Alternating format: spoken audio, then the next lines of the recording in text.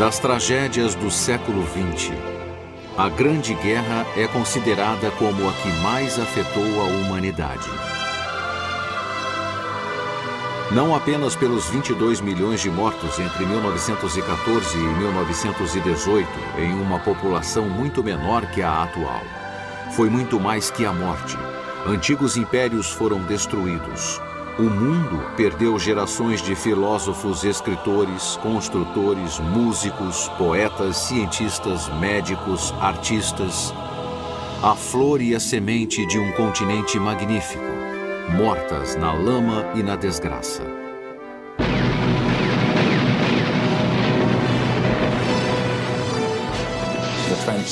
O soldado de trincheira acreditava em 1916 e 17 que a guerra não teria fim, que não haveria sobreviventes. Sua morte era inevitável. A glória, o cavalheirismo e o idealismo não sobreviveram. E dos horrores nasceram os monstros para futuros horrores. Do início ao fim foi épica. O povo, a batalha, a matança, os erros. O povo estava pronto para sacrifícios. E como se sacrificaram?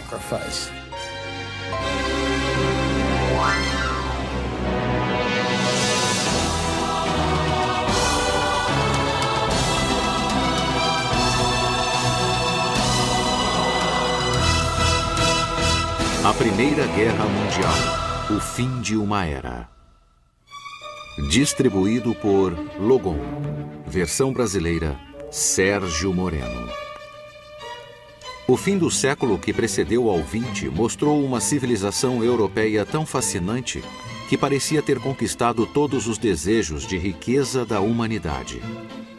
Houve terríveis guerras no século anterior, mas agora a Europa parecia ter encontrado a paz através do equilíbrio diplomático. Além disso, o rei da Inglaterra, o czar russo, o Kaiser alemão e o imperador austríaco tinham algum grau de parentesco. Eram todos parte de uma família. O que haveria a temer?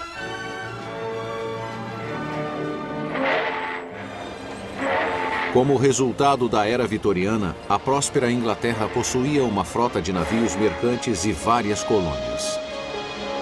Suas costas eram protegidas pelos muros intransponíveis de aço da Marinha Real. Um quarto do globo pertencia à Inglaterra. A Alemanha era um milagre industrial, tornando-se o centro mais rico do poderio industrial europeu. O exército da Prússia era brilhantemente profissional. Sua marinha crescia rápido. O ex-chanceler Bismarck teria dito: "Estou entediado. As grandes coisas já foram feitas." A França, com seu rico império além-mar, tornara-se tão importante intelectual e economicamente que Paris passou a ser o centro da cultura e dos negócios mundiais. O exército francês se mobilizava por trás de fortalezas que protegiam a fronteira oriental contra os alemães. Um ditado dizia: "Tão feliz quanto Deus na França." A Rússia era uma monarquia feudal. Sua corte suntuosa escondia uma decadência interna, mas seus gênios da literatura, da música e da dança deram-lhe estatura mundial. Apesar dos exércitos russos serem mal equipados, eram enormes e valentes.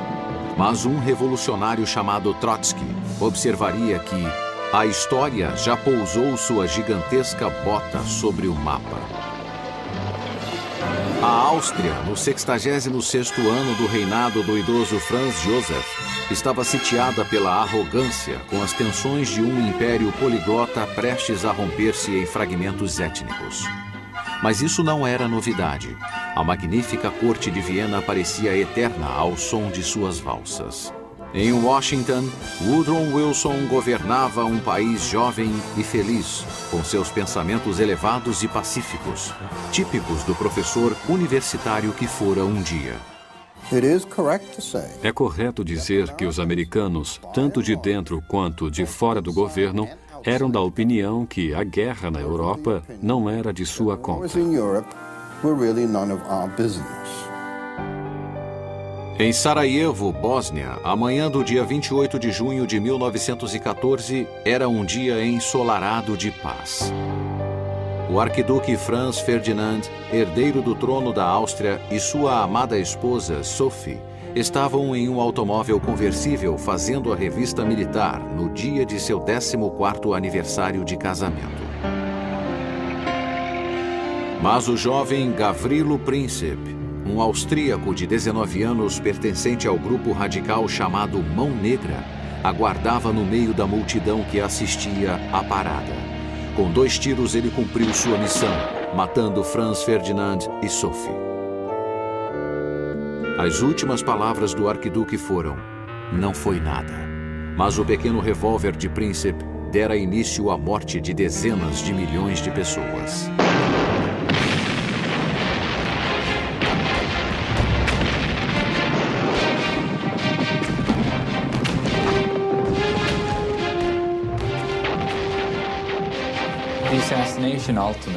O assassinato do arquiduque funcionou contra a independência nacional da Sérvia.